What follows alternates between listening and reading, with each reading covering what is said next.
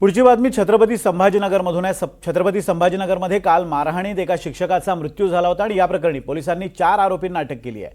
वेरूळ इथल्या केंद्रीय प्राथमिक शाळेत शिक्षक म्हणून काम करणारे शिक्षक बोरसे यांना कामात अडथळा आणला म्हणून कारमधून आलेल्या व्यक्तींनी मारहाण केल्याने त्यांचा मृत्यू झाला। या घटनेचा गुन्हा गुरुवारी रात्री उशिरा दाखल करण्यात आला। शिक्षकाच्या पत्नी अनिता बोरसे यांनी या अनुषंगाने तक्रार दाखल केली होती आणि या प्रकरणात गुन्हा दाखल व्हावा म्हणून नातेवाईकांसह अंबादास दानवेंनी रास्ता रोको आंदोलन केलं होतं। काल वेरूळ या ठिकाणी एका घटनेमध्ये सुरेश बोरसे यांचा दुर्दैवी मृत्यू झालेला आहे। ते शिक्षक म्हणून काम करत होते। झालेली घटना दुर्दैवी आहे। घडलेल्या घटनेवरून पोलीस स्टेशन खुलताबाद या ठिकाणी CR नंबर 249/26 कलम 106(1) आणि कलम 131 भारतीय न्याय संहितेप्रमाणे गुन्हा दाखल झालेला आहे।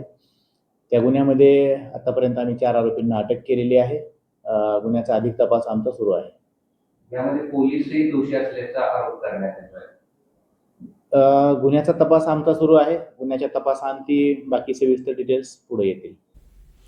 दरम्यान अंबादास दानवेंनी या प्रकरणात एक फोटो आणि एक व्हिडिओ पोस्ट करत पोलिसांच्या भूमिकेवरच टीका केली। नेमकं काय म्हणाले ते आपण पाहूयात। वेरूळ शिक्षक प्रकरणाचा हा व्हिडिओ आणि फोटो अत्यंत धक्कादायक आहे।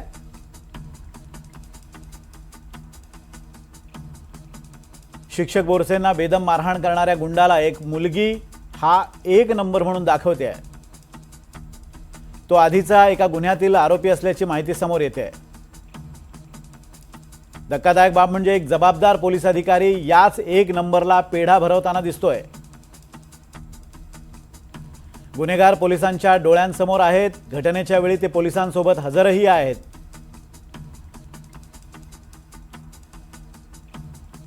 असं असताना खुलताबाद ठाण्यात दाखल झालेल्या गुन्ह्यात आरोपी अनोळखी कसे काय असू शकतात असा सवाल त्यांनी केलाय। हा गुन्हा नावानिशीच दाखल झाला पाहिजे अशी मागणी सुद्धा त्यांनी केली आहे। पोलिसांची ही उघडी दाबादाबी आणि गुन्हेगारांचे चोचले आम्ही अजिबात सहन करणार नाही असं अंबादास दानवे म्हणतात। तात्काळ कारवाई करा अन्यथा गाठ आमच्याशी आहे असंही त्यांनी सांगितलेलं आहे।